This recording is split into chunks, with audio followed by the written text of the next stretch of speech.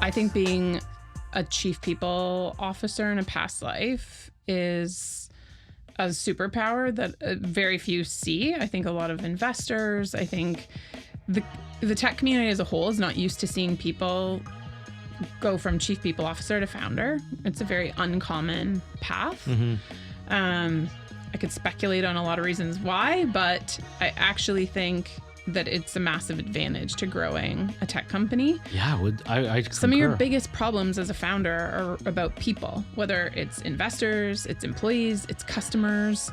Understanding people's behavior is what chief people officers do, right? Mm-hmm. Whether it's from recruitment, from culture, all these different angles. And as a founder, we're dealing with very similar issues, but you are redirecting that to your customers. You need to understand your customers' needs. What are they really looking for? Mm-hmm. Customers don't even know what they want half the time.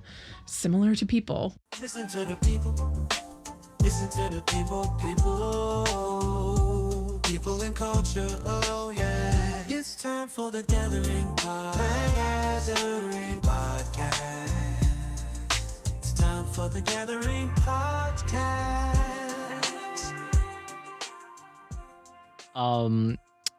So Martin did mention a little bit of your career history to me before we jumped in here. It's quite the sordid past. Well, okay, so I know that there was a chunk of time you're at Borrowell. Yep. But you probably saw Borrowell grow in that period, right? Yep. I joined them when they were about 20 people. Okay. Scaled them to 200. Led a key acquisition that they made on the West Coast. Went through a couple rounds of fundraising. Was there for almost 5 years. Wow. So it was quite the journey. So when it was 20 people, it was just you at the helm of the people and culture type stuff? Yeah. HR? I was the first hire. I was it. Was it exciting? Terrifying? It was. It was all of it. Yeah. It was great. I have a lot of admiration. It was obviously very inspiring, which is why I was silly enough to think I could go out and do it on my own. No, which it was what's inspired me to kind of found Coterie. So I have a huge amount of respect for them and just the whole ecosystem. And my career has been a lot of different twists and turns. I was a management consultant at Deloitte before getting into tech. Okay. I worked in pharma in New York. I have a master's degree in museology. So wow, that's cool. You stitch all that together, it's quite the patchwork. Yeah. It's quite museology. You heard correctly. It is a real word. Yes. Well, thank you for answering all those questions. Study of museum management, essentially. Yeah, hard left. I thought you were going to say music. I'm like... No, museums. So I have an undergrad in art history, a master's in essentially museum management out of the UK. Okay. That was the initial get into the museum It racket. Was, yeah. And I failed at that. I moved to New York after grad school and then failed at getting into the art world. It's a tough world to get into in New York. Yes, especially if you don't have a trust fund. Right? Yeah. It's like you can't make money. You can get a job and you won't make money. I didn't realize that you kind of max out at like 50, 60K working at MoMA or some of the big institutions. Yeah. It's, you start at 40K a year and then miraculously a lot of those people live in $3 to $5 million apartments in New York. So those two things don't typically compute for me. So when I lived in New York, a bunch of people I knew, most of the people I kept meeting didn't understand how I lived in Harlem, Right. And that was in 2005. So it was still like gentrifying, but it was just about to. Like the Starbucks had just opened on like Malcolm X. And like kept getting rocks in the window. Yeah. And Fab Five Freddy was there making sure no one gets mad at him drinking his cappuccinos, I lived in Williamsburg before it was cool when everybody would still say bridge and tunnel. I lived there in like 2009 to 2011. Man. And it was a totally different time. Totally different. Everyone would say I was bridge and tunnel and nobody would come visit. And now I joke with all those friends because now they're living in Williamsburg. Exactly. It's the hot spot. Yeah, it's the cool place to be. We never go into the city anymore. Oh, the city? Oh, why would you go to the city? All the good restaurants are here. Everything is better in Brooklyn. Billy Berg. Yeah. So, and then I kind of fell in love with tech actually through Deloitte. That's my time at Deloitte. Please say that again. Yeah. Deloitte at the time, during my time there, they had started a relationship with Communitech out of Waterloo. Oh, cool. And sponsored a big part of there. And so if you were in consulting, you had the opportunity to do kind of pro bono work with the companies that were kind of incubated out of Communitech. And so that's where I got my first exposure to the tech scene in Toronto. That's phenomenal. And that's when I decided I would make the switch. Make the switch, ditch the bitch. And you can edit that out.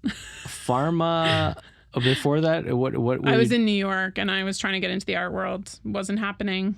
Yeah, so then how did that land you in pharma? What were you doing in pharma? You want to know the real story? Of course. The real story? No, tell me a lie. Yeah. I mean, but make it good. Make the lie better. Make the lie better. The real story is pretty good. I'll just try to make it quick. Yeah. I was managing a restaurant in Greenpoint in Brooklyn. Okay. And a regular that would come in all the time. Just, I guess we clicked, and he worked in pharma, and he thought I was wasting my time and energy managing a restaurant, which I was, but I was also hustling trying to get into the art world. Right. Was what I was really doing. I'd always waitressed and bartended through both my degrees, and yeah, he was the one that got me into pharma and thought I should go into sales and marketing and pharmaceutical world. And I decided I was tired of being poor, to be quite honest. So you had a hand in the opioid crisis. No. This sounds like a movie I watched on Netflix recently. I did not. No, I worked on a diabetes drug, to be very clear. Okay. But it was very eye-opening to the industry and made me realize very quickly that it was not for me. Yeah. That was the time that I realized I am very financially motivated, so I liked that piece of earning good money, but I'm also mission driven, and those two things don't align for me personally in the pharma world. So yeah, it's difficult. I left, and there was other personal reasons that I decided to move back to Canada and got my footing here. Nice. Mm-hmm. We were dunking on Canada for a little bit earlier. Yeah. But kudos to Communitech having that like Deloitte New York partnership that. Well, nothing to do with New York, but yes. But Deloitte, no, I'm surprised that Deloitte was willing to underwrite, man hours. Yeah. Through their sponsorship. That's a very unique thing. It's very smart. I have a lot of positive things to say about Deloitte. I know a lot of people shit all over consulting, but it's I think they do a lot that's quite innovative. It's very creative in their approach, and to be honest, it makes smart business sense because a lot of these companies do grow up to be big companies that can afford consulting services. Right. And as a founder, I'm sure all of us can potentially relate to this. You don't forget people who help you in the early days, and you don't forget people that really... Nobody helped me in the early days. The days are still young. Yeah. Days are still young, but you still need the help. Damn, yes. Anyone listening to this, please help me. Yeah, same. Deloitte. Any way that you can. I'm still open to help. So, yeah. Yeah, it's true. It's absolutely true that if there's any... I look at it like this partnerships between educational institutions and corporations are really kind of potentially powerful. Mm-hmm. And it's up to the people normally in those roles really kind of like playing a balancing act to, push their own agenda. Yeah. Often, and that's where a lot of virtue comes from. Because I played the same sort of role at IBM. I was like running their startup program across Canada, which is kind of an oxymoron, right? Yeah. Like, it was Shankfest to just try and provide value, and I was given a remit from someone like high up, like second to Ginny Rometty, the CEO, to use our resources in Canada to help startups at my own discretion. Yeah. And so I started pulling people from like the UI UX teams that were doing great work for corporate clients, saying, hey, why don't you give back on Fridays? Can you give me 2 hours? Yeah, no problem, man. Can you give me 4 hours? And then I get a manager's email. Yeah. Who's going to pay for those hours? And I'm like, I don't even, what do I have to? What are you talking about? Pay? I will not let you use my staff. And I'm like, okay, really? Yeah. Keep them on the farm. It's all good. Yeah. Yeah, it's tough. Yeah. And so then Okay, so you land yourself in startup world. You guys grow quick, and now you're people and Borrowell culture. was my second startup. Second startup. What was the first I worked one? at another startup that didn't take off. Worked at Borrowell, loved it, and then had the idea for Coterie and decided to start my own business. So how long has Coterie been a thing? 2 years. And what is it? Yeah. So it is a platform that helps sport professionals grow their own communities. So we're a SaaS product that helps them earn income while they're not on the course or court.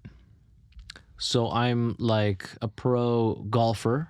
Say golf or pickleball are the first two sports that we've... But can you say those in the same sentence? Golf and pickleball? Yeah. Oh, the two love each other. They There's do? a ton of crossover. Oh, Yeah, yeah. I guess both of them I don't was really just- like stress their knees much, right? Is that what it is? Are you implying something? I was just at the PGA show in Orlando, and a huge section of the exhibition floor is dedicated to pickleball. There's 2 pickleball courts. There was... It's a lifestyle thing. Yeah, They're complementary for sure. There's a lot of complementary My father-in-law, who's 70, oh, forgive me. Hope he doesn't watch this. Yeah, I'll have to clip it and send it to him now. Yeah. Look at me fumbling on your age. I think He's in his 70s. Yeah, We he's can like just say 76 maybe, I I think think now. he's okay with you not knowing his age. 70s. Yeah. Are you okay? He doesn't know how to turn this on. It's okay. But like, no, he was, when we went for our annual family holiday in Mexico this last Christmas, he was delighted that there was a pickleball court next to the pool because we had like a bunch of rainy days. And it was phenomenal. I started playing with him and random people. And It's just, a super fun sport. Yeah, and to see how love people to play pickleball. play pickleball, but people also love to dunk on it. To borrow Martin's term. Yeah, no. Well, because it looks like, it's like... Don't they call the hits? They like when you hit a pickleball, it's called a dink or a donk. Dink. A dink. I didn't know that. D-I-N-K. So that's one on the con column of the pros and cons list. But of that makes it more pickleball. fun. What are you talking Well, about? yeah. You can It just makes dink it- around all day. You I You love can dink it. around. Yeah, Yeah. exactly. And there's tons of companies that have popped up with the name Dink that are in the pickleball space. Of course, right? The most popular newsletter. But like, okay, so this is interesting. So whether they're pickleballers or golfers, they want to engage with their audience. With their players or their community. Yeah. Okay. Oh, they're a So how media do community, you- so it's not about fans. So it's not just about fans. It's about, you imagine a golf pro at a local course that has, a strong email list of people who've either taken lessons from them, joined clinics that might be kind of adjacent to them. But how do you keep their attention? How do you monetize them? How do you make money off of them without just giving lessons, right? There's lots of ways to engage with those communities, and now more than ever, people need to maintain attention and keep top of mind. So we're really passionate about getting these sport professionals more opportunities to make money without just spending their time. Mm-hmm. My golf instructor's website is absolute trash. Most of them are. Sorry, Gary. This is real. You should You tell have Gary golf about instructor? Coterie. I will. Yeah. I will. But like that, I'm processed. Yeah. Like this is how I'm figuring it out. But like, Yeah. It's interesting. nor should they. Like, No, and this is it. This is where I talk to especially a lot of golf pros. We just announced a big partnership with the LPGA. Congratulations. Thank you. And I talk to golf pros all day long, and a lot of them struggle with this because what they're great at is the game. Yeah. It's the sport. Same with pickleball, same with any of these things. They've dedicated their lives, countless hours to being outside, Pickleball. growing the game. Pickleball. Don't hate my on parents love it. Yeah. No, my dad, it's his life now. Like that will be his legacy, is like winning a trophy in Yeah. pickleball. Is he competing? Yeah, he's trying to. Good for Yeah. him. Yeah. That's fantastic. And so they need people to help them with the business side. And that's where we come in. Oh. Mm-hmm. The part about community is interesting because every company seems to be going down this path. It's something that I'm familiar with from like the people group side, something Kasim's familiar with, like gathering people Yeah. at his venues. Yeah. And so what you're building starts more with the digital side. Yeah. Which I think is interesting. what have you learned so far in like the building out of this from like how it helps individuals connect digitally? Well, I mean, first of all, we've learned a ton that the sport world is very underserved in terms of digital products, especially as it relates to community. There's a lot on the technical side. So I know, Martin, you play golf. Chasm, do you play? Are you? I got time for golf. Yeah. You got time for pickleball. Yeah. I don't know. Yeah, no. I like golf, but I don't get invited to play. This is the problem. I once went last. This is what we talk a lot about with underrepresented communities. Thank you. I am underrepresented. Yeah. The last time that I played golf, I showed up for a tournament in Birkenstocks, and they didn't let you on the course. Did well, they? no, they let me on. They did. I snuck on. I snuck on, and I played a fairly good game. And I hit a few under par as birdie. It depends. Under par? How under par? Yes. One shot under in. par. I don't know what you call it. I'm like, under par? Like, under par by what? So I did okay in my Birkenstocks. And I was just ridiculed. And all those people that I know who play golf, now I suppose I know one more who can invite me on two more who can invite me on the course. Yeah. I keep saying this. I think that'll be the thing. Yeah, that'll be about the thing. It a lot. But we're very passionate about helping these professionals make more money, but also just growing the game. To your point, what does it matter if you play in Birkenstocks? Yeah. Yeah, it exactly. Shouldn't. If you're willing to pay and to get out and play, then, there's a lot of discussion in especially golf, less in pickleball because it's a newer sport. Right. There is, that one is a whole different beast. But in golf, there's a lot of discussion about how to grow the game and how to get more people and keep the attention. Golf grew a ton during the pandemic. They saw a huge surge. A lot of people either came to the game for the first time or got back into the game. A lot of the younger demographics, underrepresented people were getting out and playing because it was outdoors, it was safe. Well, here, especially, and it was one of the few things that was still open. You weren't allowed to it was crazy, right? In but Toronto, how do you maintain that attention? How do you keep people engaged in something now that the world has come back and people can go out and do all the same things they could before?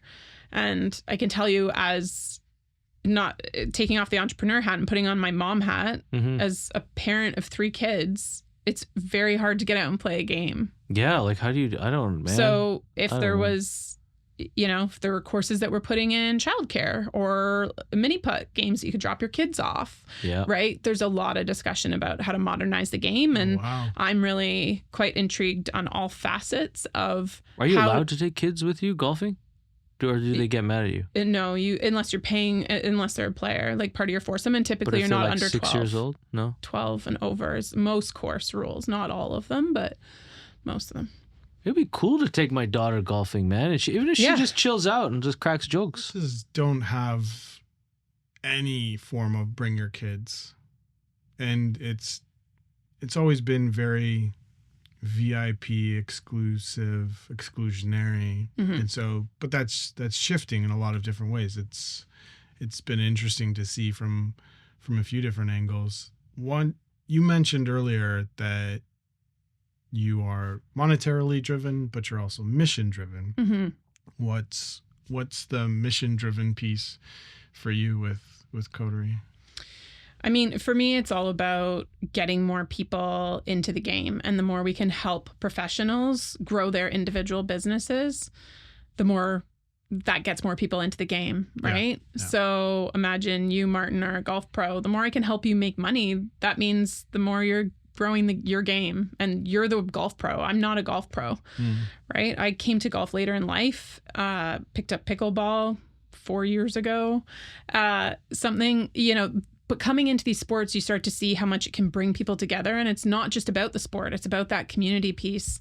I've met great people professionally on the golf course that I never would have. The first time I picked up a golf club was when I was working at Deloitte, because I knew that so much business happens on the golf course. And as a woman, I stand out. I'm very memorable because you can count on one hand how many of us say yes to golf tournaments. Yeah. And that's starting to change a little bit. But there still is a massive underrepresentation. I was at a tournament in September in the tech community. There's 120 players. And there was 12 of us. Yep. There were 12 women that played. That's like across the board with the tech community in general, right? It's so...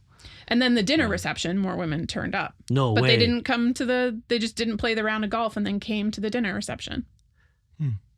Oh, So- I let Chet do these things. Yeah. But I think as a woman, you actually have I shouldn't just say women, because it's also extremely white. Yeah. Yeah. Golf. Golf is super Golf- white, man. Golf is so This white. is shocking. Yeah. Yeah. And so as any kind of like underrepresented person, you stand out. And I think a lot of people tend to just self-select out instead of flipping their perspective Right. and saying, this is a great advantage that you're memorable, that people are going to say, hey, I think I saw you at that golf event. Were you there? Yeah, like being an early adopter of Twitter, for example. If you just put in the work when it first came out, well, look at you. You've got all these followers. You put in and people. So there's like this benefit of just having shown up on a regular basis and Compounding doing- interest, my exactly, friend. yeah. Basic. But so tell us a little bit about this like idea of how your platform helps taking lessons from the kind of like what you might have learned growing teams in a corporate reality, how professional athletes can grow their team. Like, is there a corollary directly there, or is it just something where inspiration from your history came in? I mean, it's a bit of both, but I would say that I think being a chief people officer in a past life is a superpower that very few see. I think a lot of investors, I think the tech community as a whole is not used to seeing people go from chief people officer to founder. It's a very uncommon path. I could speculate on a lot of reasons why, but I actually think that it's a massive advantage to growing a tech company. Yeah, I Some of your concur. biggest problems as a founder are about people, whether it's investors, it's employees, it's customers. Understanding people's behavior is what chief people officers do, right? Whether it's from recruitment, from culture, all these different angles. And as a founder, we're dealing with very similar issues, but you are redirecting that to your customers. You need to understand your customers' needs. What are they really looking for? Customers don't even know what they want half the time. Similar to people, where they say that, they want snacks, and that's not the problem you're trying to solve for, right? Like snacks. Yeah. We all just want snacks. Everyone all the wants time. catered lunches. You think you want You think snacks. you want catered lunches, but you don't. So my point is that if you are a strategic people leader and people executive especially, and you've been used to sitting at the table having the tough conversations about the business as a whole, you're very well positioned, in my perspective, to be a founder. Because you start to understand your customers' needs and you're constantly putting the people first, whether that's your investors, your employees, and you realize the power that can bring to your business. Well, especially if your intent is to actually build a business. Right? What else are founders intending to build? Fatter bank accounts, Right. Directly. It's about the balance that Marty Right. called out that a lot of people don't have. I don't know. I was surprised by this. I might sound old and jaded, right? When our hair starts going gray, just talk shit about young people. But Hey, my hair started going gray when I was a young person. there you go. I've been talking shit about people I've been since I was 24. Before it was cool. Talking shit about myself since I can remember. But what I meant was, I think it's accelerated in the last 5, the pandemic threw things off. Let's call it the last decade. This kind of like the bro culture in this false Silicon Valley emulation mode that Canadian founders and especially first-time founders have had with the easy access to pre-seed, seed, early-stage capital has been very interesting to watch, especially from the sidelines, to see how people are not necessarily in software, right? And then we've got this AI thing that's changed the world in the last few years. But AI thing. Right? But like before AI, Keep an eye on that. oh my Yeah. God. Before AI, it was like You actually had to hire people to make the software, and you're not concerned about redundancy, or at least your investors aren't. So you're saying, okay, like this thing's going to have legs and it's going to become a unicorn, right? And it's going to be amazing, man. And you're taking OPM, right? And you're deploying it. It's like, it's a burn fest, and it's burn over earn, right? It's burn over earn. And a lot of the majority, in fact, of portfolio don't necessarily, typically venture-backed portfolios in Canada don't necessarily have a clear path to like those days are profitability. gone though.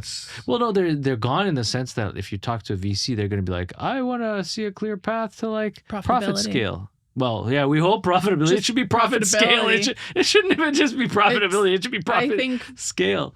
But yeah. You just went through the raise mode, so to speak. Yeah, we raised a small pre-seed. So nice friends and family kind of thing, or institutional. No, mostly like angels. Angels. Yeah. So Canada and the US. Your perspective on what the temperature is like right now is very much like it's not even scale of profitability; it's actual profitability. Like if you can't. I mean, I think it's constantly changing, and it depends where you talk. There's always a higher risk appetite in the US. I found a lot more success with US angel investors. Love our Canadian angel investors, but most of them, you know, when you've scaled and operated a business, you have a network. You have a track record, right? So I was very fortunate in that I knew a lot of founders and CEOs from my time with Borrowell, and I'm very grateful to that. But then going to that next layer was a lot more challenging for me in Canada, and I found a lot more success going to the US, especially with the type of business I'm trying to build. I think the scale of the sport world in the US is just so much more, you know, I mean, I can quote the numbers, but our population is, you know, the entire country is the size of Florida. So when you look at that, it just doesn't compare and compute for a lot of Canadian investors our interest is not to start in Canada. Like, we've started the business in the US. That's where our customers are. That's where we look to grow. That's the market we want to dominate. When you guys are kind of like communicating with the customer base, with athletes, what are the values of community that you think they all connect with? I mean, number one is growing the game. I think, you know, everyone wants to grow the game and for the game to be more inclusive. And I think obviously there's an economic factor to that. The more we grow it, the more money is on the table. Right. The more we get people to be interested and grow the game, there's more economic upside for everybody involved, whether that's suppliers, courses, the pros themselves. Everybody wins. But, you know, there's a lot around this idea of connectedness. Everybody seems to be very interested, similar to community being a bit of a buzzword. So is longevity, and people are very interested about not just how long we live, but the quality of life that we have. And I think there has been a lot more attention given in the last couple years to this idea that loneliness kills. And hot topic in the States. Yeah. And how do we start to, you know, swing the pendulum a bit the other way? We've swung it so far towards tech, which has created a disconnect. And in the US, for one of the first times in modern history, you know, lifespans are reducing. You know, people are dying younger than they have in the past years.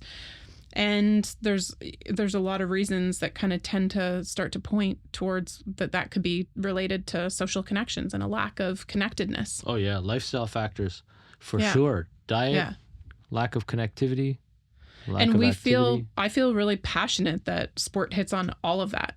Right? It's Absolutely. Increasing mobility. It's increasing your social connectedness. It's getting you outside, right? Just certain elements of getting more vitamin D, right? Getting a bit more sun and exposure. So there's a lot of things that we think sport really can help. And it doesn't have to be about the technical or the competitive aspects. It can be social.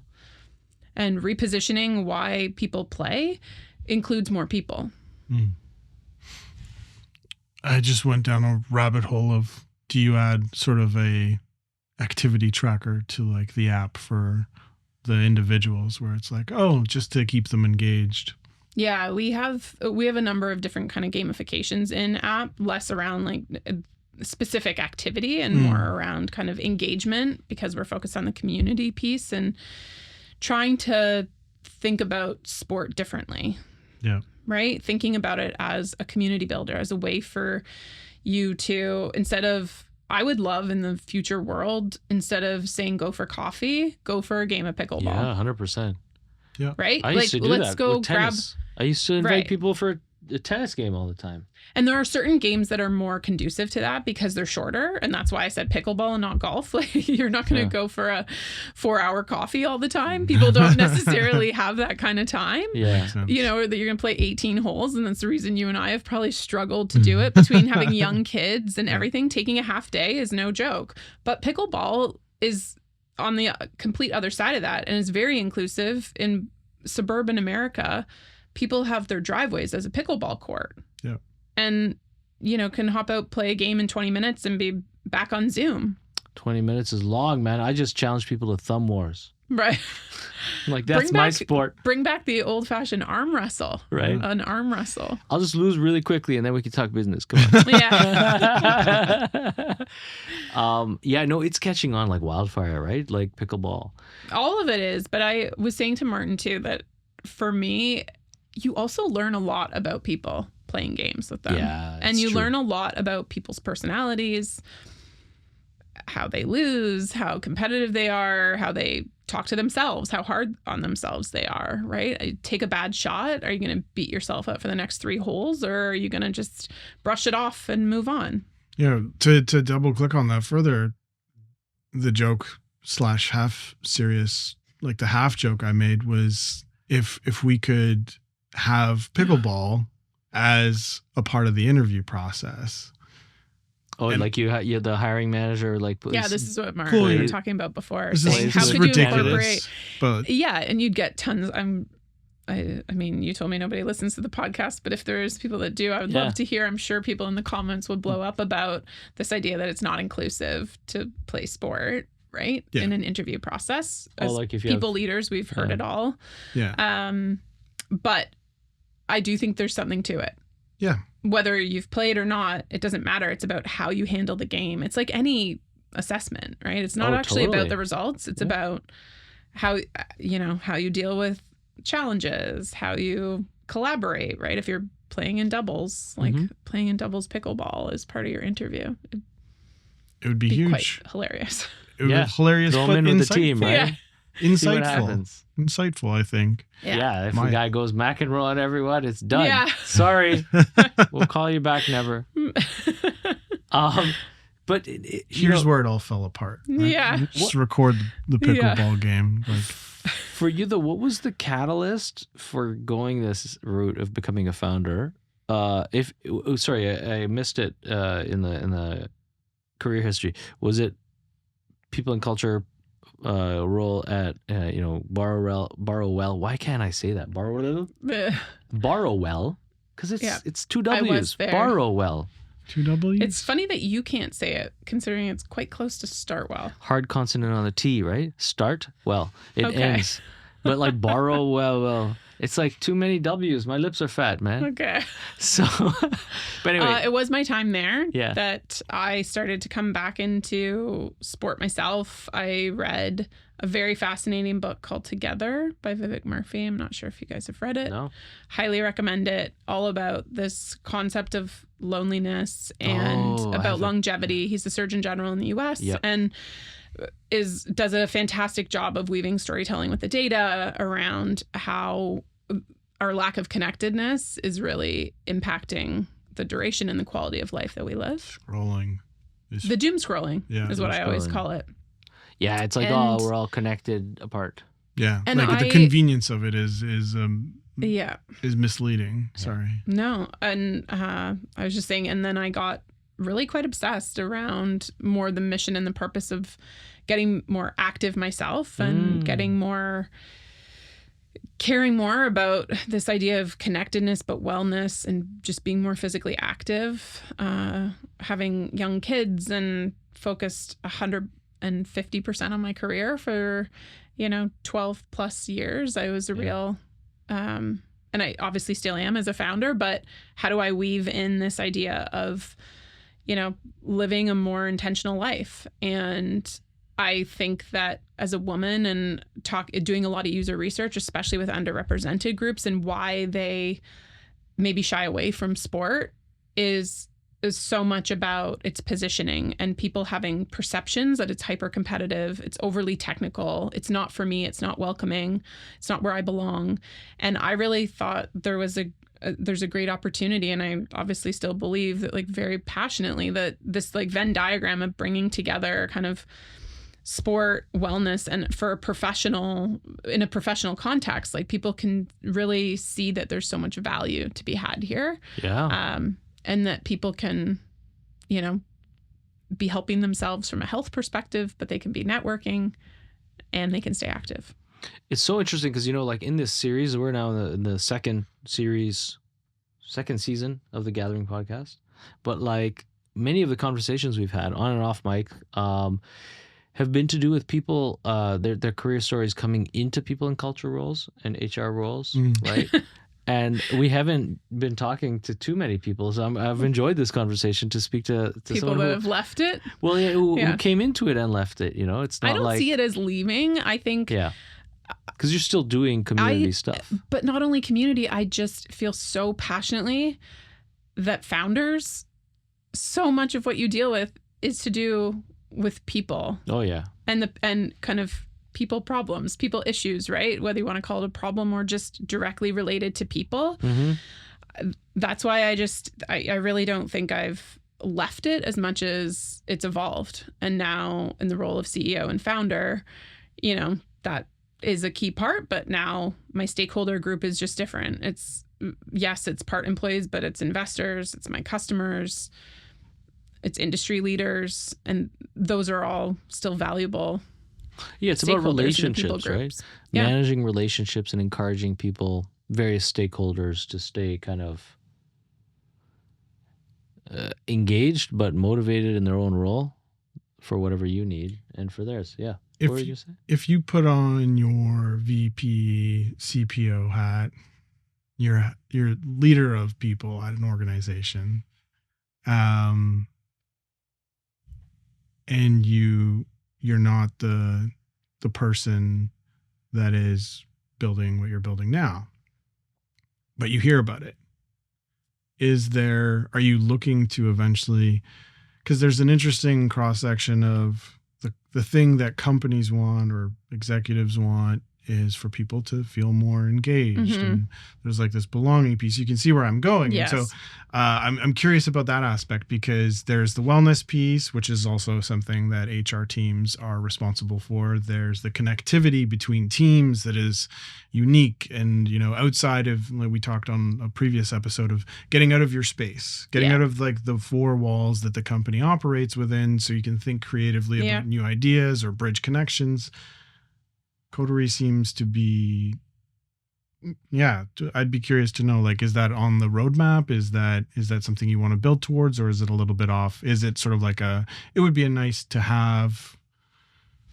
Yeah, it's interesting given the macroeconomic environment right now. I think if we were in a different time, that might have been the direction. And maybe exactly. If it was in 2020, it might have been the direction that Coterie would evolve to, especially given that we did start originally as a B2C platform to help connect women through sport on golf and pickleball. And we still have that side of the platform running, but we've spun out and started this B2B product that has just gotten faster traction, and we really enjoy, and it furthers along the mission, and we know that will feed the B2C platform as well in the long term, and we're here to build a big, meaningful business. So yes, and like in the future world, is there some point where this becomes, a way for teams and to build wellness? Yes, but I don't know what you're hearing, but I've heard a lot in the space that budgets aren't what they used to be.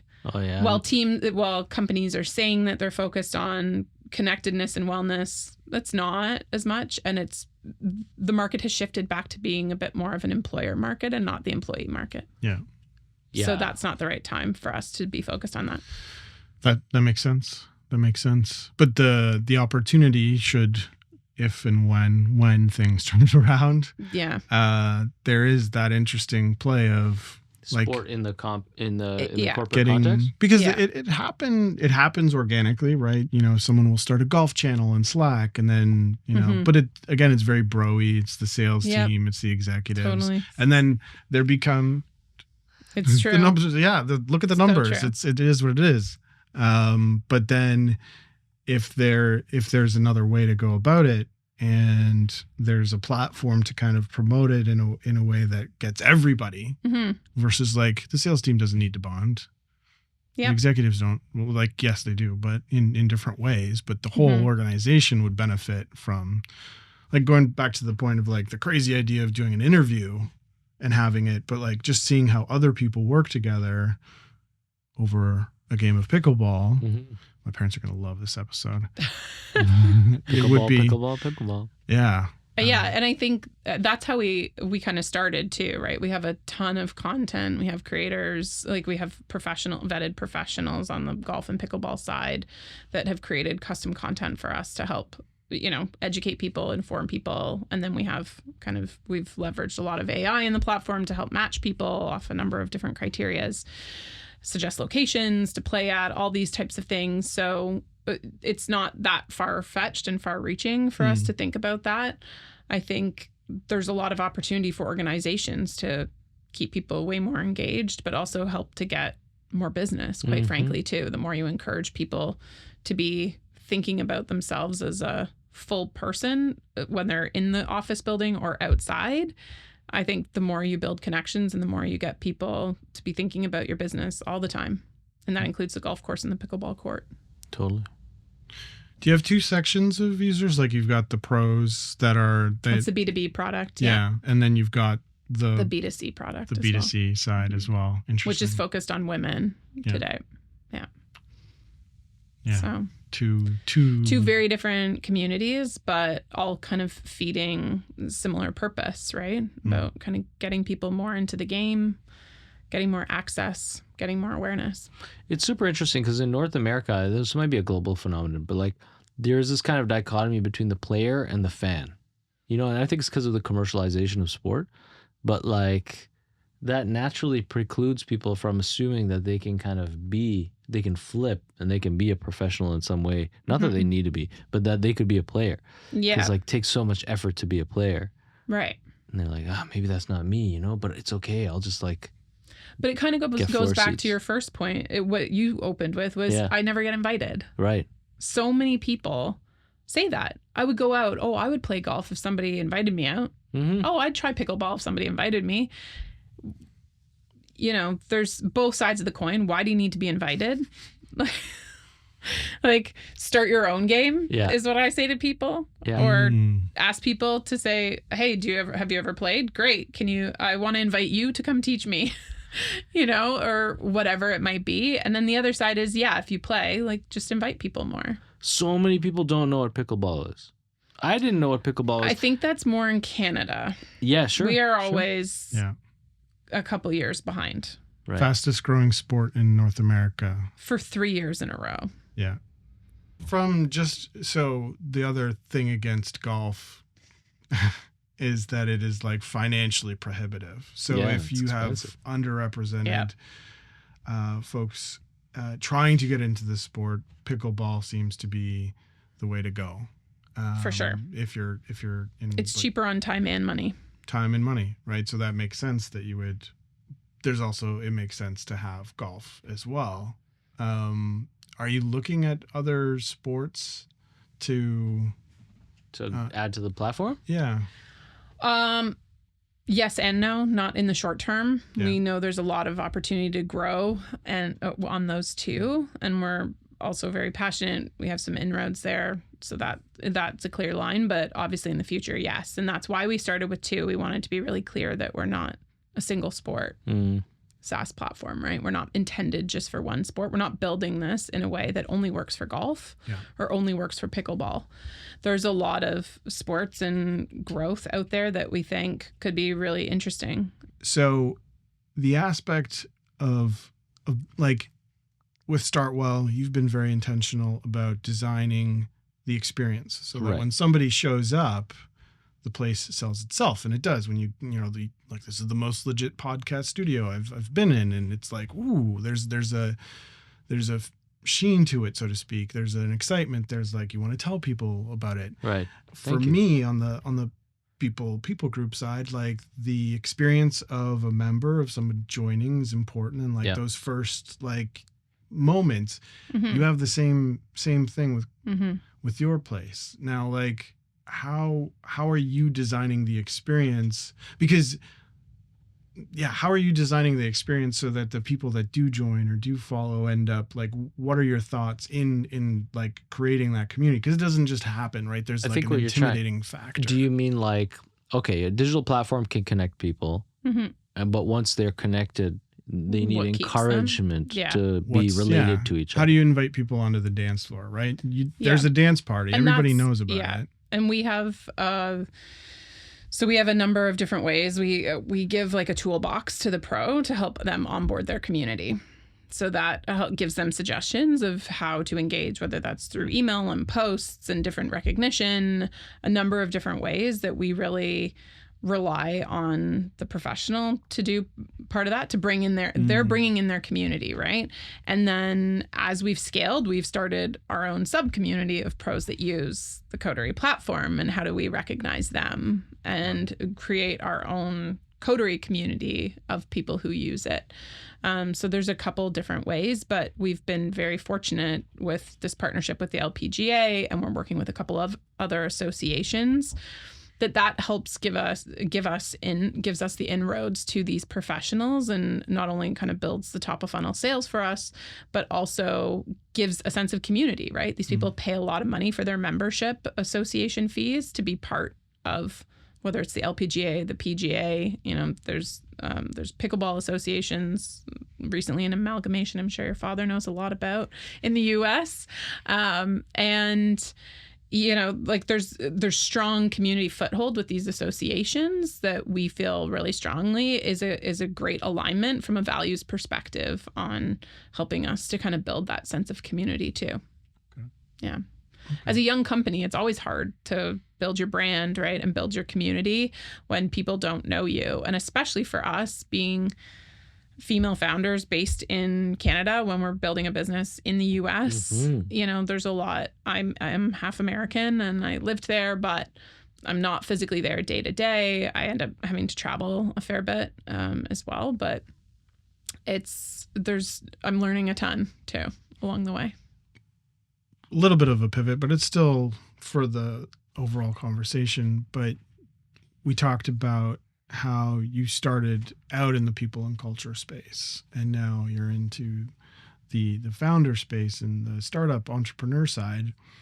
For the people that are listening, that are in people ops, that have this itch to build something eventually, curious to get what your advice to them would be, curious to get your advice to them to follow in your footsteps, so to speak. Yeah, I mean, even going back just before I answer the actual question, I think a difference with me too is that I was never a real people person, right? I came from management consulting. I didn't kind of grow up and get my HR certification and check all the boxes in a traditional sense. Yeah. I was a generalist in business first before kind of going deep into the people space. So I've always been very comfortable making big jumps, right? Because I'm always very careful about giving out advice, because I think everybody has to follow what they have to follow what works for them, because you might not have the risk appetite. I always like to be really honest with people that it is hard. It is whatever however hard you think it is, it's going to be 10 times harder. Yeah, it is a constant path of difficulty. Yeah, you're literally choosing the most difficult path possible. If you want something easy, comfortable, stable, reliable, and consistent, get fired every couple quarters and keep getting a new job. And then keep applying to another job with somebody that you used to work at the previous company. Exactly. Just, I think it's not to say like, don't do it. I mean, the other side is, if you're going to do it, I say you have to kind of make the leap. And there's no other advice except like just do it. Just get out and do it and iterate. I mean, would I do things differently for myself? Probably. You know, there's always good lessons learned along the way. But I think there's small ways you can start earlier. I probably would have started even earlier in life, having 2 little kids, and then having, you know, I started the company in January of 2022 and I gave birth to my 3rd May 1st. So I had 2 kids in 1 year, essentially. I had a company baby and a real baby within the same, 6 months. So I wouldn't do that again. That's fair. But I think the advice is to just get out and start, but you have to realize what your risk tolerance is. But also, don't you think there's this kind of misconception amongst career employees that are kind of assuming that another job is self-employment. That's the way, and there's no fault on anyone's head to think of it that way, because if that's the way that you see the world, everyone is an employee, then you don't understand what it means to not be an employee. And it's about shedding comfort and embracing risk, sure, but it's also about having the means of self-propulsion in terms of motivation. Yeah, right? All of it. And everything's on you, but it's also within your own head. Yeah. In terms of how you rule set, goal set, success, pat on the back set. Like, how do you feed your soul while you're, putting things in the world? Yeah. And deal with hardships along the way, of course, and rejection, but also deal with success. And it's interesting because I know you've just started on this path, right? But you mentioned you just dropped it. You got the LPGA on board and stuff. So that's good. Those are little wins, right? That like you have access to customers now, Yeah. And, but it's very difficult to even explain to someone thinking about becoming an entrepreneur as such or launching a venture that you rarely even have time to see any milestones of success as that. Like, when do you celebrate? How is it worth celebrating when you still got bills to pay? It's like, yeah, this is awesome, but now we got more expenses. I feel attacked. No, sorry. Because we just celebrated her a lot. No. I mean, listen, I think it depends on your personality. Anyone who's worked with me knows I've never been great at celebrating the wins. When I was an executive, I wasn't great at it. And that's very odd for a former chief people officer to say. I was like, yeah, here's your glass of champagne. Like, let's get back to work. Like, Who cares? Yeah. We got shit to do. We got other stuff to do. We have bigger milestones to hit. Yeah. It's Deloitte talking. Yeah. And I think it is kind of, my like being bred in this, like, it's just never enough environment is also very much in line with a founder's mentality, because if you celebrate the wins too much, the hits are so low. If the highs are highs, the lows are lower. So for me, it's always been like, well, let's just kind of try to keep us, even keel as we can. Yeah, keep it going. Because you got to just keep on chugging on. Yeah, and you have to enjoy that kind of like ever presence, right? It's really important as an entrepreneur to just be able to be in the moment. And what's that like? Right? No, and revel in that. I mean, I think that's the only thing that you can do. Tell me what that feels like. No. But yeah, people ask that question. Let's all hold hands and just be in the moment. What? What? Yeah. It's very interesting. People, especially I talk to, by virtue of my wife being a doctor, I in the last decade have met many professionals and talked to professionals a lot. Otherwise it wouldn't happen. But I find it very interesting, that mindset of, particularly like if you're a lawyer, doctor, accountant, business executive. Well, even not necessarily within that same ilk, but like if you've got like a functional job and you're on a career track that's preset, right, with a glass ceiling, but it's your lifestyle because it's very finite. Yeah. What we're talking about, the entrepreneurial path, is the opposite. It's the inversion of that. It's and the cultures don't even. Yeah. I can't explain anything to anyone, Yeah. No, and it's very interesting. I think you're somebody who likes to innovate or create or not. And like the world needs both. That's the other thing. I always I think 100%. we've kind of swung to this glamorizing entrepreneurship Yeah. and founder life. Have we? But I hope we've been... externally, you don't think so? Okay. Oh no, I'm not externally. saying, I like I here don't. today No. conversationally. Popular culture. In I popular hope not. culture. No, I think public culture is Yeah. more what I'm talking about, that Right. we've externally put it on a bit of a pedestal. And The new deities, right? I am now, until you're in it, you don't really realize that, it's obviously not how life is. I mean, if you've joined an early stage company, you probably have a lot of insight. Mhm. You have a little bit of the It's insight. an appetizer to to the main course. The buffet that is entrepreneurship. Yeah. But I've always liked launching things and doing different ventures. I mean, I launched my own podcast this year, and, I've committed to kind of continuing to launch things, and you have to be okay with some things are going to hit and some things won't. Oh, totally. Yeah.